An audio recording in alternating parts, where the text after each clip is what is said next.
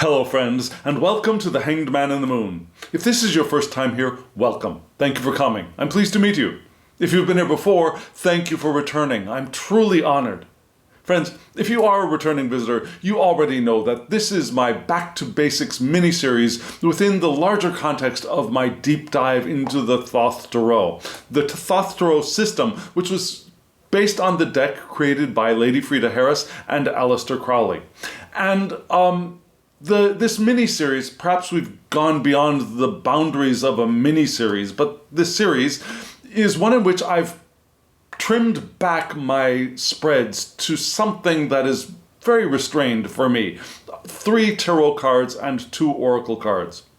This allows us to dive more deeply into the cards and to focus more on the interrelationships, perhaps, of the elements that and the symbols that are represented therein. So that's what we're doing. And I've got the spread already laid out.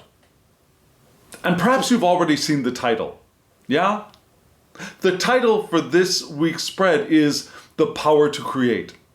Now, friends, the power to create sounds wonderful, right? But actually, it's both a blessing and a burden.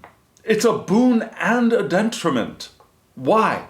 Well, the blessing, the boon, is that if we have the power to create and we recognize that, we can create the lives that we want to live. It sounds like a wonderful thing, and it is a wonderful thing. There's no question about it. Knowing our power to create the lives that we want is wonderful, beautiful, and empowering. So what's the problem?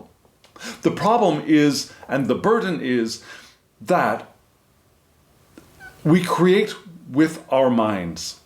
And frankly speaking, our minds are not the most precise, they're not the most controlled, they're not the most well-regulated machines in our toolkits.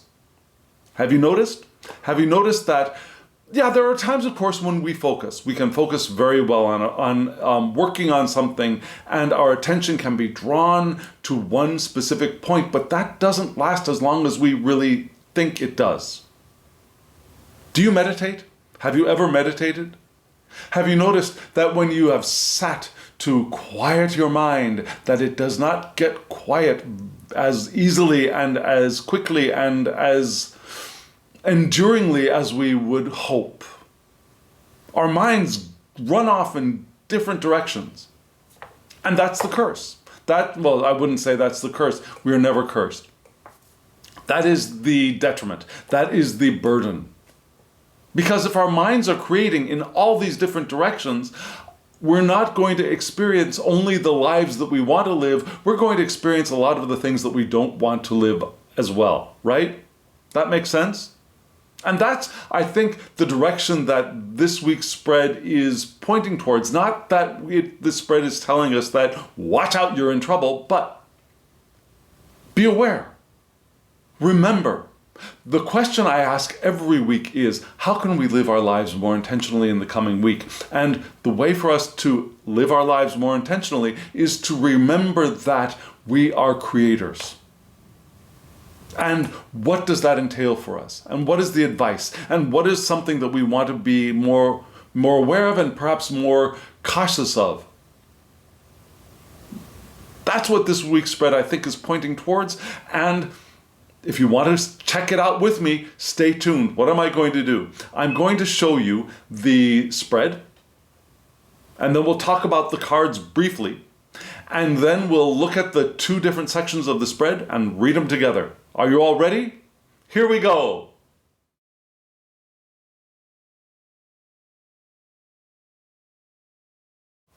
What do you think of these cards? Do you think they're as beautiful as I do? I hope you do. Now, for the last 2 weeks, I used a deck by a wonderful creator called M.M. Moline. And that creator also has a podcast, by the way, focusing on the Thoth system. And the podcast is called Fortune's Wheel. It's a wonderful podcast. It's a wonderful learning opportunity, and I highly recommend it. It's easy to find. Just plug it into Google and you'll find it. If I remember, I'll try and put a link to it down in the description box below. But for the last 2 weeks, I used a deck by her called the Rosetta Tarot. the Papyrus edition, and I loved it. And I have another deck by her. I've had it in my library for quite a while, called the Tabula Mundi. No, yes. And gosh, I keep her book, the title of the deck, are similar enough for me to get them confused every single time now. I got them confused in my head once, and now they're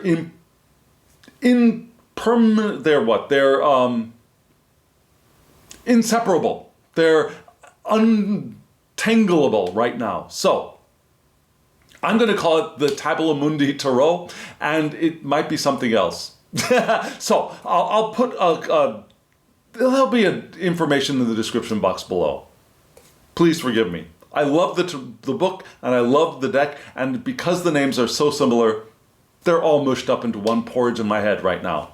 So anyways, great deck. You also saw the Oracle deck, right? The Oracle of the Radiant Sun. And there will be a link to that deck in the description box as well. So you can go and purchase both of these decks if you want to. And I highly recommend them both. And I think that they both work well together because they're both, the Thoth system and the Oracle are astrologically based. So they work beautifully together, I believe. And you'll see that they work beautifully together this week as well. Did you notice? Did you see anything in particular when you looked at the set of cards? Did any element pop out at you? Well, we're going to look at them together, and we're going to see that one element that just seems to leap forth from the spread. So we'll look at the three cards at the top from the tarot, which are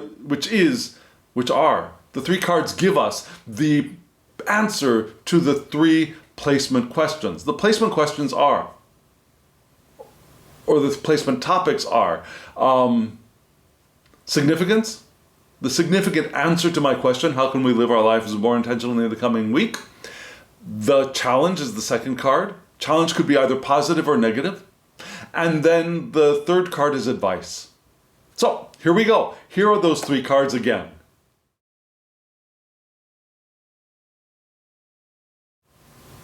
You saw from left to right, we had the three cards, the Magus, the Decans of Gemini, and the Five of Discs. Now, the Decans of Gemini is an odd card, and we'll get to it specifically in just a moment. But this deck that was created by M.M. Moline, not the Rosetta Tarot, but this deck, has a set of 12 extra cards which are for the zodiac, and as they relate to the tarot. So we have the decans of each of the zodiac, and so those decan cards include 3 of the minor arcana, and usually 1 court card and one major arcana card. Looking at the image, to me, the minor arcana cards seem really obvious. The major arcana card, less so. The court card, it's hard for me to see, at least in the card that we got this week. But anyways, there are those 12 extra cards, and I decided to use them in the deck. And I think it worked well this week. So I think I will continue using them in the deck. But we start again with the Magus, being our significance, right? The significant answer to the question. And here's a beautiful rendition of that card. Now, it's very different from the card drawn by Lady Frida Harris, right? The time period is very different as well. Here we have what? We have a disc jockey. The Magus has disc jockey, but we see all of the elements that we need, I believe. Now, can you see the sword, the wand, the disc being the record, right? And the cup. Now, the cup here at the bottom has the sword right behind it, and the wand is this thing with the crystal on the top and a circle around it. Do you see those three? And then the record being the disc. Now we've got Mercury's helmet on top of this DJ, which reminds us that the Magus is associated with Mercury, which is domiciled in both Gemini and in Virgo. Now, both Gemini and in Virgo. So we've got both air and earth, which is interesting because the next card again is the decans of Gemini. So we have Mercury, which is originally domiciled, at least for me, in Gemini and in Virgo. So we have mutable air and earth's vital attributes entering our reading here. And the Magus connects both Kether and Binah. And Kether, on the Tree of Life, Kether is the very, very top. It's the divine energy which beams down through the tree into manifestation in the material world. And it's the first step. It's the step of the imperceptible. And it comes from the Ein Sof, which is impossible to understand. And Kether is the first itch of creation. And that moves from Kether to Binah. Kether, Chokmah, Binah. Binah is the receptive, the first receptive sephra of the Tree of Life. It receives energy from Chokmah, which is the first active one.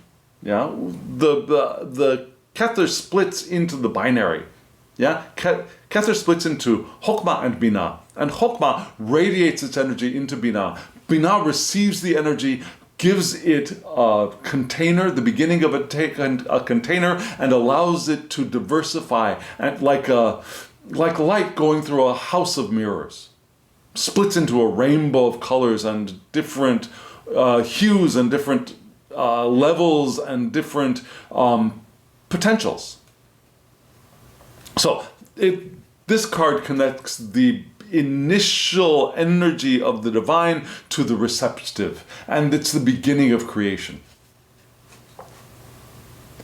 And because it's the Magus, Crowley associated, well, actually the Golden Dawn associated the Magus with the Hebrew letter Bet. Now, for me, originally, my favorite association with the Magus, being number one, would be the first letter, Aleph. But here, they decided to give Aleph to the Fool and give Bet to the Magus, which isn't actually so horrible. Yeah? Bet is the letter symbolic of house and home. So it's architecture. It's our universal home. It's creation. It's duality. It's the split into the multiplicity of the 1,000 things of this physical universe, right? The 10,000 things. And because it's Bet, it's also associated with the rune, which is Uruz, which is the wild ox. Yeah, it's the first, or second, I should say, the second rune, the wild ox. The first one is Fehu, which is the domesticated ox. It's the cow. It's the wealth that work generates. Yeah, this is the wild one. So we have strength and energy and speed, courage with understanding, will and will is here too. Yes, of course. So we have a bull in a china shop, maybe the wild ox in the home with architecture. So there's danger potential, but there's a lot of power here as well. And the Magus, according to Crowley, is the card of our will, our manipulation of the things in the physical universe.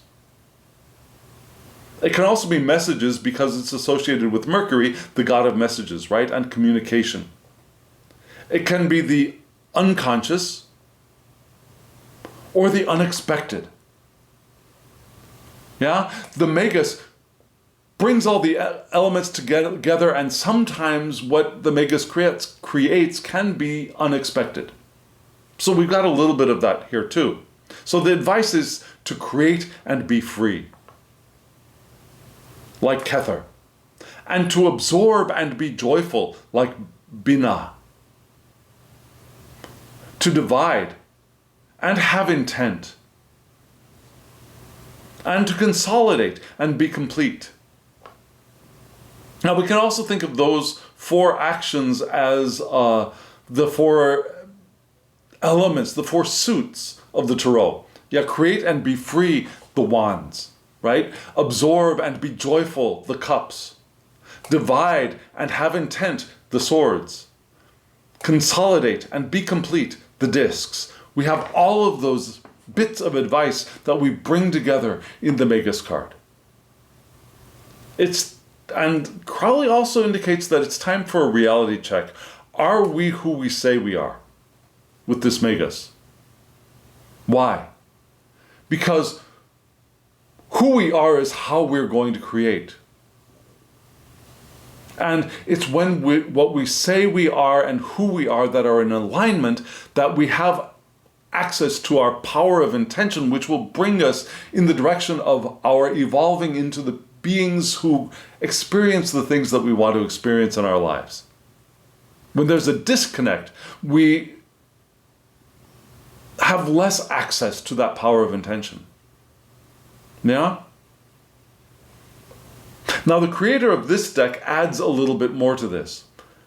The creator of this deck suggests that we should listen. There's a message in the music of the spheres, so we want to open our minds to listen to what is possible, what the potentials are. We want to bring above to below, to manifest. And all of the elements are available. So how are we going to use those elements? Well, we can listen, discern, allow inspiration to arise, allow Mercury to speak to us, allow Mercury to reveal the message of the gods. And check to see if we are who we say we are, and if we are, then we're probably more open to hearing those divine communications. And those divine communications, remember, are not from an other, right? We are here as eternal beings having these human experiences, co-creating these wonderful bodies and having our human experiences. And the eternal natures that we are never separate from the fullness of the divine. Now there's a conduit that is continuous into this human experience that we're having. And the question is, is that conduit open or is it pinched off? Right? So here with the Magus, we're asked to open, to listen to the music of the spheres. And do those things. Create, be free. Absorb, be joyful. Divide and have intent. Divide, not divide and conquer, but divide, discern. This is what I do want, this is what I don't want. I'll give my attention to what I do want. I'll discern and I'll have intent. I'll move with the powerful power of intention towards those things that I want. Those things, those experiences, those relationships, the creations, the possibilities, the experiences. Right? And I will also consolidate that which I want and feel the completion of that who I am. So that is the primary response to the question of how we can live our lives more intentionally. Now the next, what do we call it? The next, what do we call these spreads? We call them positional. Right. The next position of this spread, which responds to the prompt of challenge. Now remember, challenge can be both positive and negative. It can be something that we're reaching for, something that we are challenging ourselves to do, to be, to become, to experience. Or it can be an obstacle, right? And this week, rather than the positive, I see the negative challenge, but always within that negative challenge, that obstacle, there's an opportunity to redirect, right? And here we have the challenge of the decans of Gemini. And you can see at the bottom here, where they are here. I hope you can see at the bottom here.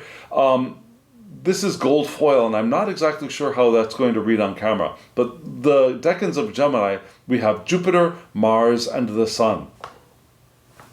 For me personally, because I work with traditional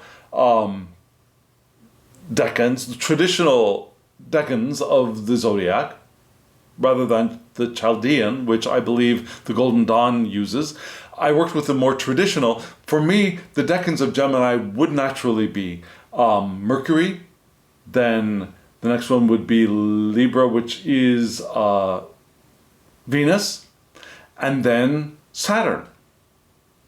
Yeah, Mercury, Venus, Saturn.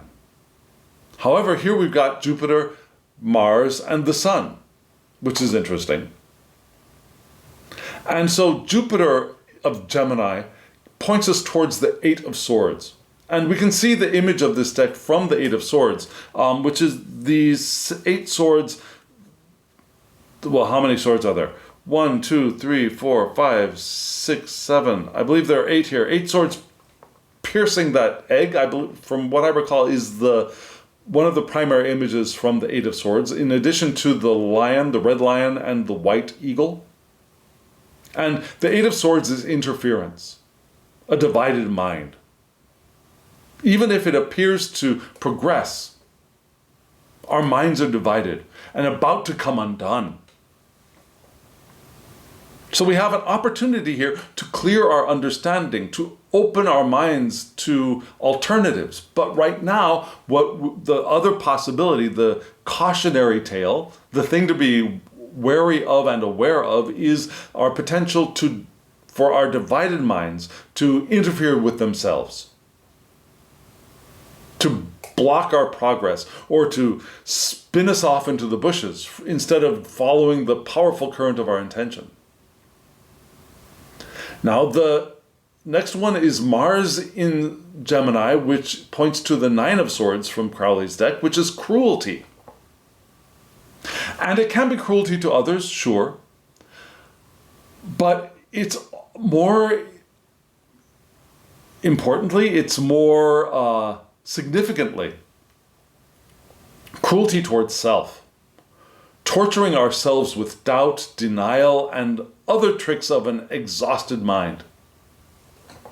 I can't do this. I don't know what I'm doing. I've never gotten it right before. It's always been a problem for me. I'm waiting for the other shoe to drop. What's going to happen next? All of those thoughts also create, right? Remember, we started off with the megas reminding us the power of our ability to create. And here, the caution is that we could be creating some things that we don't want to have. We could be blocking our own path forward. We can also be innovative. We can be lively and creative, courageous and communicative. But we want to be careful, because our minds right now can be their own enemies. And the Nine of Swords, let's see, where's the Nine of Swords in this one? The Nine of Swords, I think, is the winged lion at the top, perhaps, with the sun and the moon. Okay, so I looked at the 3 cards which come under the decans of Gemini from this deck, and the images have slipped from my mind right now. But we've got the Nine of Swords represented here as well, which again is cruelty. We have the Ten of Swords as well, which is ruin. Yeah, we go from interference to cruelty to ruin. And what are those 10 swords in the ruin card indicating to us? And that would be the sun in Gemini. Well,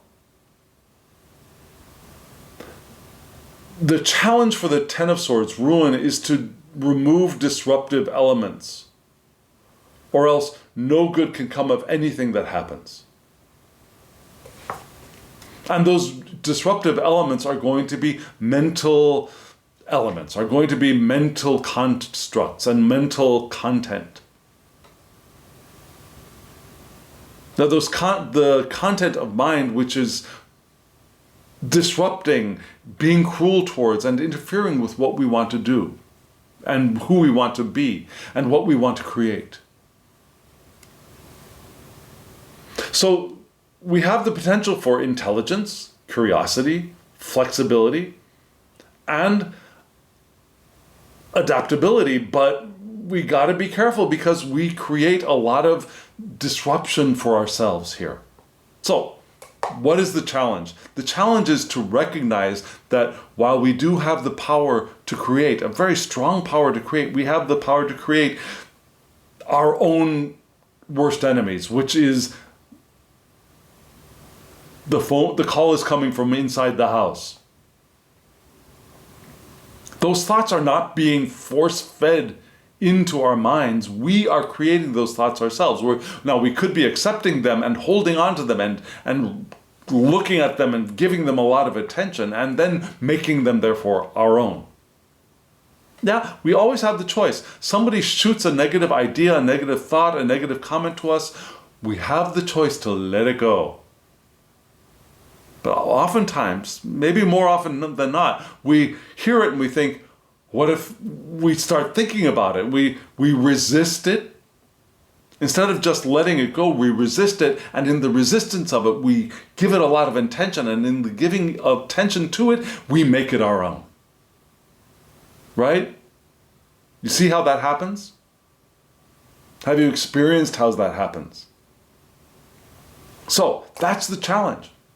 We don't want to do the divided mind thing. We don't want to have that divided mind turn against itself. We don't want to have that mind turned against itself, disrupting our path forward. Instead, what can we do? Well, excuse me. We have the opportunity again to clear our understanding, to open ourselves to different opportunities, to be innovative, to be creative, to be courageous and communicative, adaptable, flexible, curious. All of those things are potential abilities, talents to move us through, around, over, under the obstacle of mind that we create for ourselves. So again, what are those things that we want to challenge ourselves towards, which can move us around the obstacle that we create for ourselves? They're worth repeating. So again, the opportunity to clear our understanding, to open our minds to alternatives and adapt, to be innovative, lively and creative, courageous, intelligent and curious and flexible. You might want to jot those things down because those things are going to help us, especially in the coming week. Move around this self-created potential obstacle of mind. And that leads us into what? That leads us into the Five of Discs, which is a very worrisome card. It's a beautiful card. Do you see the echo of the Magus card here? Oh, one thing I did not mention in the decade of, I'm sorry, where are we? In the decans of Gemini, we also have the Lover card echoed here. Yeah, because the Lover card in the Crowley system is associated with Gemini. Lover's card. And we get a little bit of that. We got a little bit of that alchemical wedding here with the red lion and the white eagle and the Ouroboros. Can you see the Ouroboros back there? We've got an Ouroboros-like thing behind the presiding winged lion there. That winged lion, which is already a union, perhaps, of that red lion and the white eagle, right? The Lover card in Crowley is to analyze and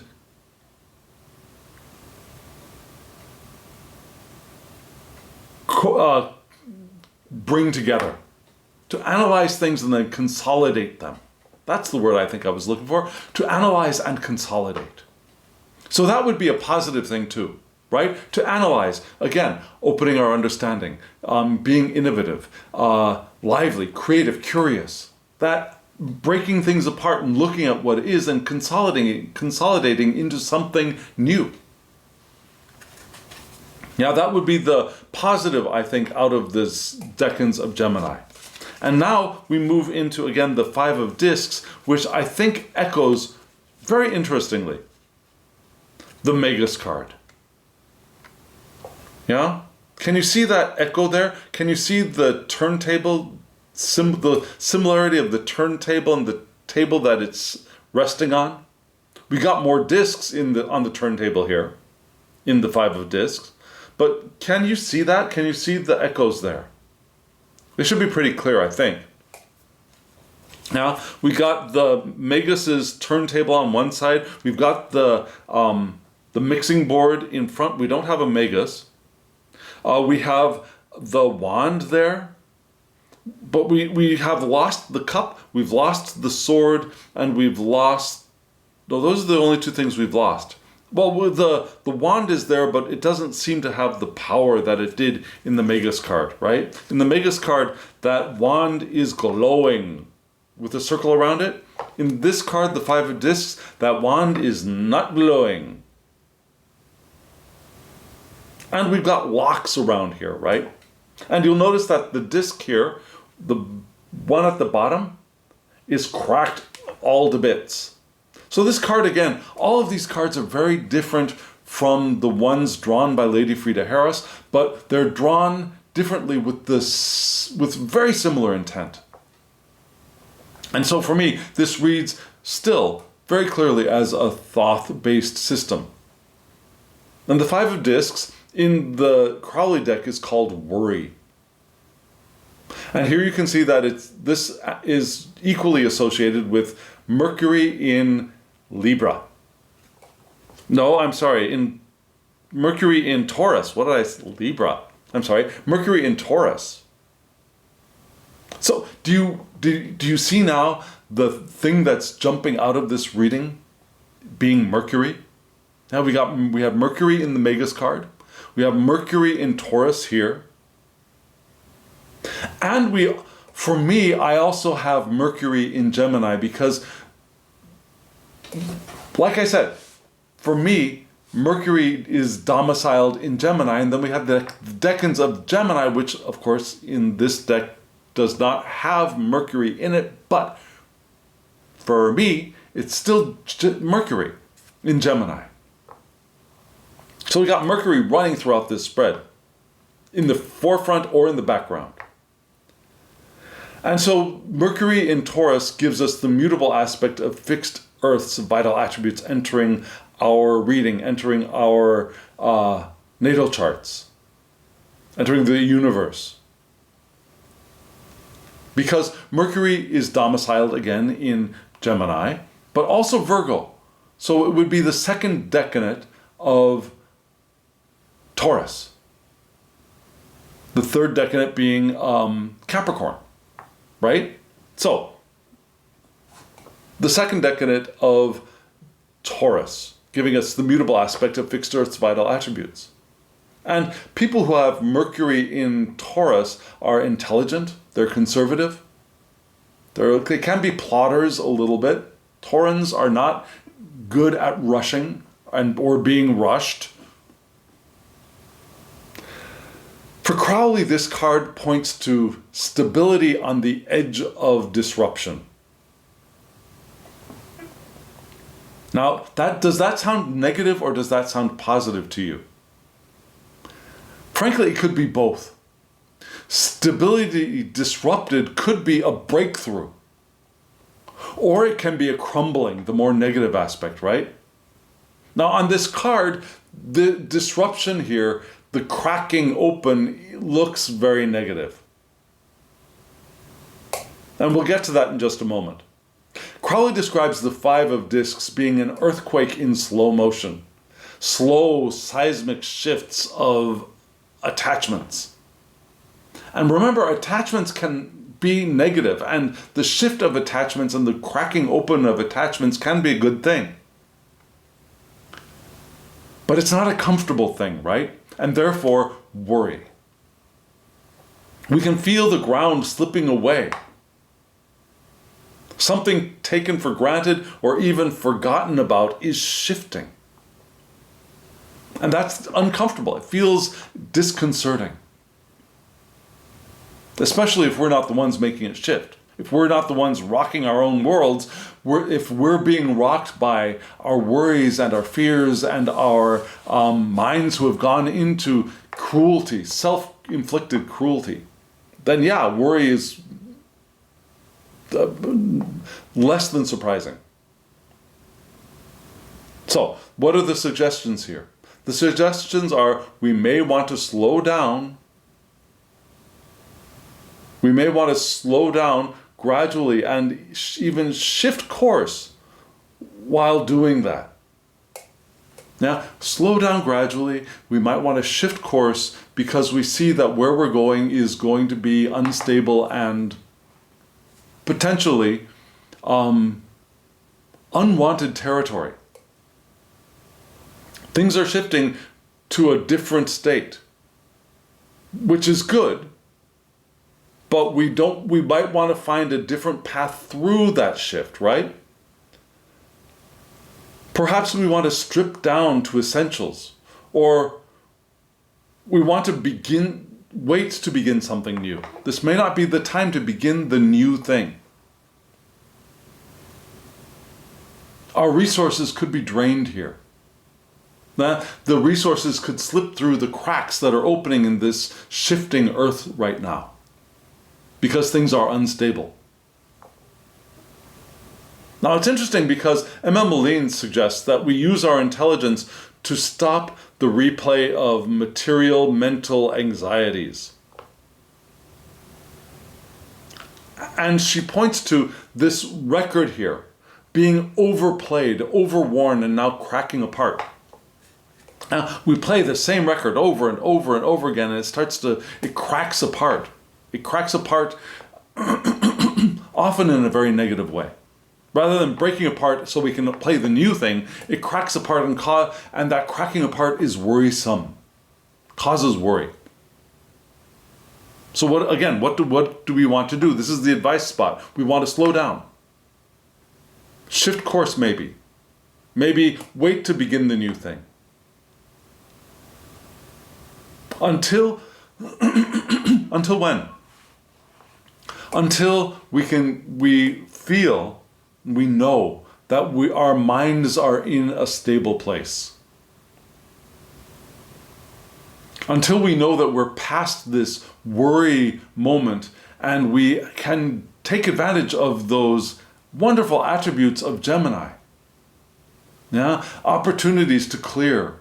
Again, being innovative, being lively and creative, curious, flexible, mentally flexible and adaptable, and our ability to communicate with ourselves and others. So this is a very powerful reading and a very powerful thing to understand that right now, and at the time of this reading, and the time that it goes up on YouTube as well, we're in the middle of Mercury retrograde, right? So it's a powerful time. We have the power to create, but we want to be careful that we're not creating more problems for ourselves. So slow down. Maybe don't start the new thing until we are ready. We've got our heads together, as they say. Now we've got 2 cards of advice from an oracle deck, right? So let's take a look at those 2 cards now and see if they give us some pointers or some help. Here they are.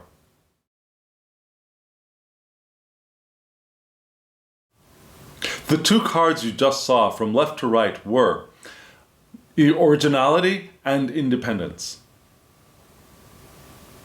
Now, did you notice something in that first card that perhaps could have leapt out at you? Yeah, you notice that they're both 11s, right? Isn't that interesting? The interesting thing about this deck is that we have all of the classical planets, all 7 of the classical planets. What are they? Yeah, the Sun, the Moon, then Mercury, then Venus, then the Moon. Oh, I'm sorry, I said the Moon. So let's start that again. The Sun, the Moon, Mercury, Venus, Mars, Jupiter, and Saturn. The 7 classical planets. And for each one of those planets, we have the 12 zodiac. So, for each one of those 7 planets, we have 12 cards. So because these are both 11s, they're both Aquarius, the 11th zodiacal sign of the zodiacal year. So they're both 11s. And so the first card was the planet Mercury in Aquarius. Mercury, we got Mercury again, right? And that is the card called originality. And you see here the star and the bird, the star bird, yeah, up here at the man's forehead. That is hope and inspiration. Now, beneath the man, there is a machine. And that machine is complex reality from first transient imagination. So we've got the hope and inspiration here at the beginning, and below we have complex reality from that, which creates originality, right? Very creative. And the machine you see down here, let me just hold it up there for you to look at while I talk. That machine is it is complex, but it is also a very original looking machine, yeah? So this card asks us for open thinking, being unbiased, truthful, and objective. And that will help us get through that bullshit of the decans of Gemini. Now, I'm not saying that the decans of Gemini are all bullshit, but the potential bullshit of mental interference with self, cruelty towards self, the disruptive elements that we create for ourselves can be circumvented by our unbiased, truthful, and objective appreciation of what actually is, rather than our worries about what is, right? We want to look at situations from new angles, anticipate inspiration. Can you hear that? Anticipate inspiration, whether it's here now or not. Anticipate it. Be open to it. Allow ourselves good mental stimulation, because having good input will help us to, again, find our way around, through, over, under the mental obstacles that we are creating for ourselves. We want to move towards the innovative. It could be technological too, but it doesn't necessarily have to be technology, but the new creations. And being unorthodox here is okay. Yeah, Mercury in Aquarius is very unorthodox. They're very forward-thinking and doing the thing that nobody else would do, or thinking the thing that nobody else would have thought. New approaches, new ideas. Again, innovation. So that's where we start off. We want to be innovative. Now again, with the card up there with worry, we don't want to rush into and start the new thing, but we want to start thinking the new thing, thinking the new creation into being, because we have the power of Mercury. And so when we've gotten past our own self-slaughter of mind, we'll be able to do the creation of that. We'll have the power to do that. And the next card is what? Independence. We have the moon in Aquarius here.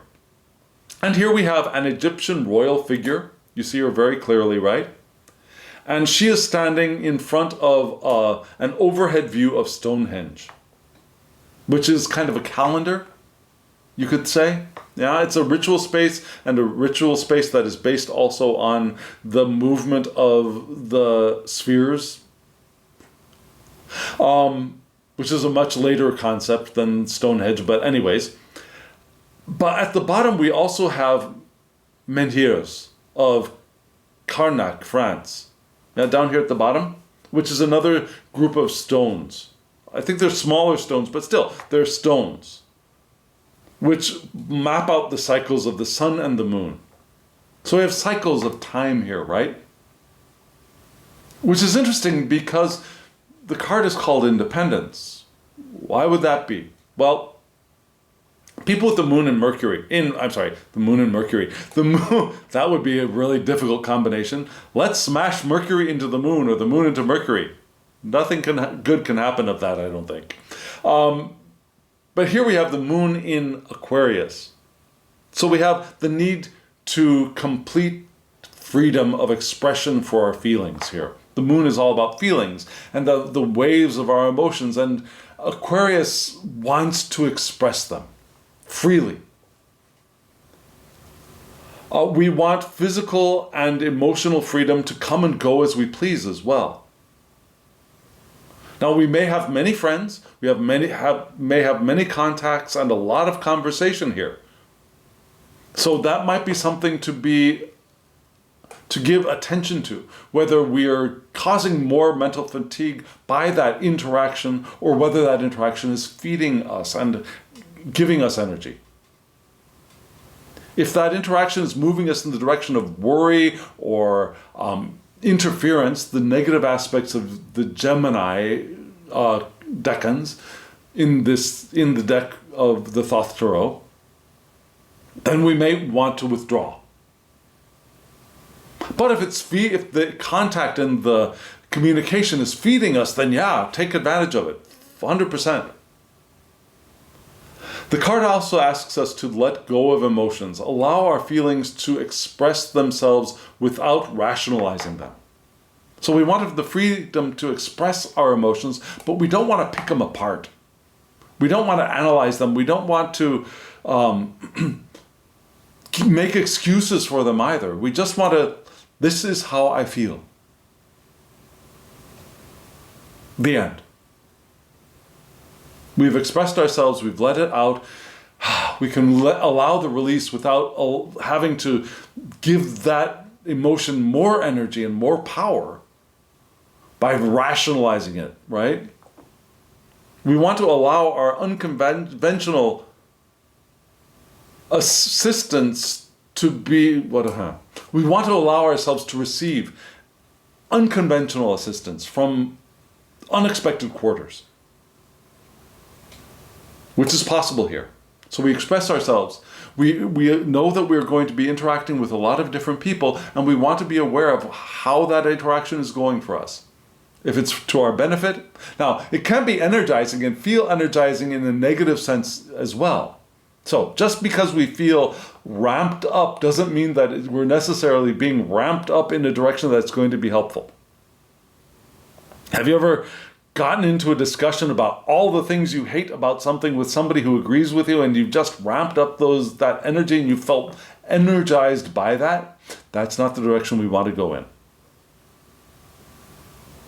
That's not the direction we want to go in. We want to go in the direction of ramping ourselves up with curiosity and possibility and innovation, adaptability. And yes, that's going to feel a little bit, that could feel uncomfortable, and it could allow some worry to sneak in from around the edges. But if we're able to allow ourselves to move past that, without rushing into doing the thing the new idea, the new inspiration. We don't want to leap into the unknown right now. We want to allow that thing to form, the new thing to form, the innovation, the unorthodox to reveal itself without rushing into, okay, we got to make it happen now, because we're not ready for that right now, right? But we do have the power to create. We just don't want to smash the pedal to the metal right now because we're going to go off into the bushes and crash. Instead, we want to keep moving. We want to move in that direction at a Tauran pace. Allowing those ideas and that flexibility to develop and recognize our power. Does that make sense? If it does, let me know in the comments below. If it does not, let me know in the comments below. I'd love to hear what you think about this spread. Do you have other ideas about the way that this could be read? Let me know. And I'd like to say thank you. I'd like to say thank you for all of those of you who have hit the thumbs up button and have subscribed to the channel. It really does help the channel. It helps bring the channel in front of the eyes of people who might also be interested in the channel, who might not otherwise have seen it because of the way YouTube works. Now, so those ways that you interact with the video content are of a benefit and a blessing to many other people. So thank you for doing that. And if you want a reading from me, there are a couple of ways to do it. Let me know in the comments below, or my email address is below. Shoot me an email to thehangedmaninthemoon@gmail.com. We'll get you a reading. Whether you want a Rider-Waite-Smith, you want a Tarot de Marseille, you want a Thoth-based deck, whatever, we'll get it for you. Big, small, video, photo, and written message, it's all possible. So I'm here for you. And now, yes, now, as always, I wish you love, joy, well-being, and pure awareness. Thank you.